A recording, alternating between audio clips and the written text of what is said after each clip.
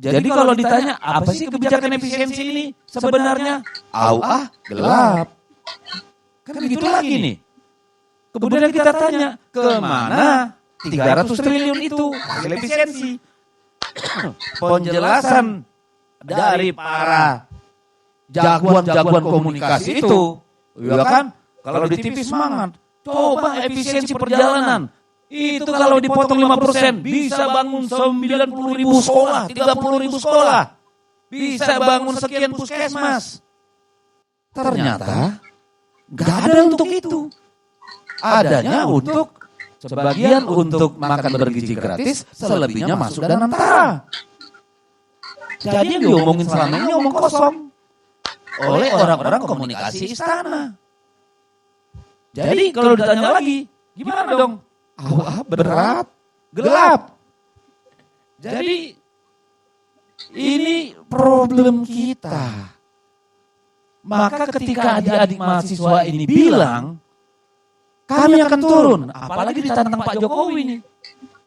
Di acaranya Gerindra. Wah, Pak Prabowo ini presiden paling kuat di dunia.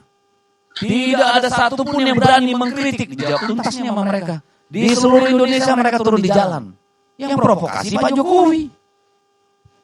Iya kan? Jadi kalau mau dimarahin, salahin Pak Jokowi nih.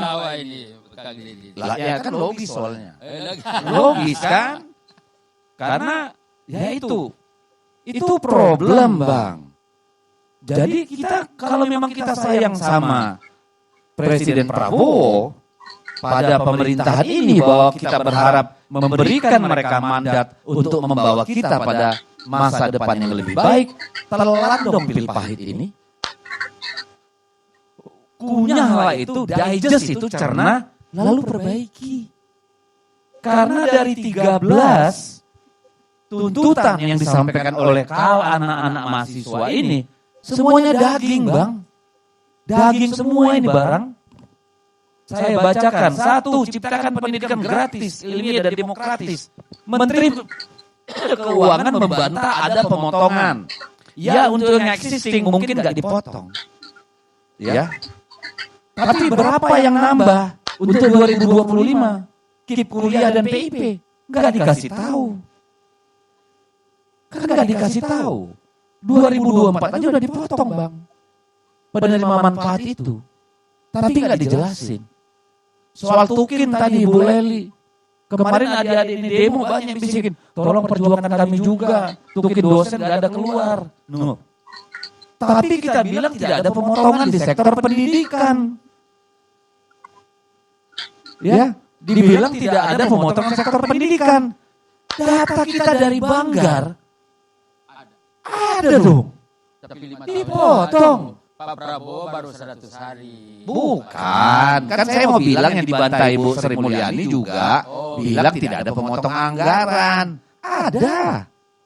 Jadi kan komunikasi kita ini kan tadi problem juga gitu loh. Ya, lalu apalagi ini banyak soalnya cabut proyek strategis nasional bermasalah. Itu daging Bang.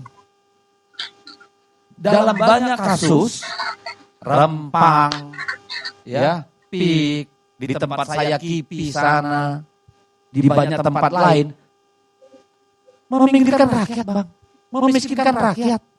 Salah nggak sih mereka minta PSN itu dievaluasi? Menurut saya harus.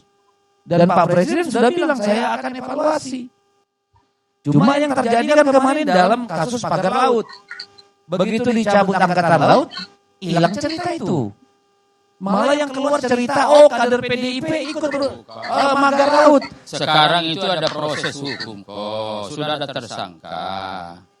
Pagar laut itu yang ya oke lah, sampai itu nanti ada pengadilan, barulah kita bilang ada pergerakan Bang. Sudah ada jalan, sudah ya, ada oke. tersangka proses hukum itu juga orang tahu semua. Baik, karena begini, kemarin Kementerian ATR BPN menghentikan pejabat-pejabat di ATR BPN. Tapi gak ada satupun pengusahanya yang kena kasus kriminal. Padahal kan mereka melakukan kejahatan itu kan karena disuruh. Karena ada yang berkepentingan. Itu gak ada satupun. sertifikat sudah ada dicabut. Kebetulan menterinya dari Golkar. Kan ya kawan saya Nusron, saya sudah bilang loh, kenapa yang menyuap mereka untuk melakukan kejahatan tidak ada yang diproses hukum? Kan gitu nih. Lalu kemudian multifungsi ABRI sekarang. Bang, sekarang di BUMN masuk TNI. Ya, mungkin nanti akan bertambah ini bulan Maret. Di kedirjenan yang tidak sesuai dengan undang-undang TNI juga masuk. Polri, kemarin tuh Kapolri melantik 13 orang. Ya, jenderal bintang 2, bintang 1 di kementerian dan lembaga. Lah birokrat kita mau kemana? Emang kita mau balik ke zaman Orde Baru nih? Itu kan tuntutan anak-anak mahasiswa ini. Karena mereka peduli pada hidupnya nanti di masa depan. Masa lu harus jadi jenderal baru bisa jadi komisaris atau dirjen.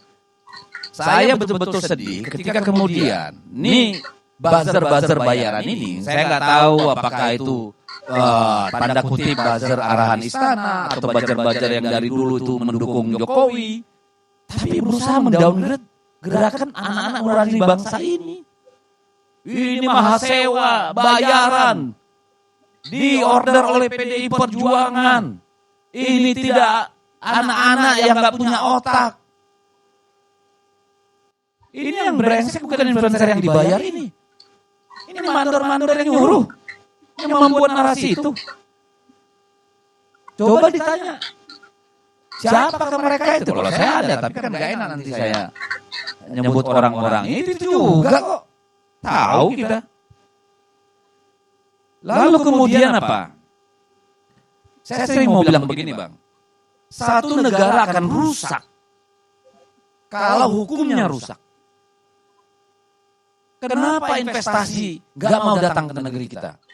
Sebesar ke Vietnam, ke Thailand, ke Myanmar. Hukum kita ini acak adul. Sudah ada OSS. Apakah itu cukup? No. Ada kesana kemari lagi dipimpong, tidak ada kepastian. Ada biaya-biaya suluman yang tetap keluar. Ada palak memalak terjadi. Ogah orang bang, pulang. Silakan dicek 2 tahun terakhir ini bagaimana kinerja investasi kita dibanding negara lain. Kacau. Jadi kalau adik-adik ini bilang Indonesia gelap, gua akan bilang, emang gelap banget.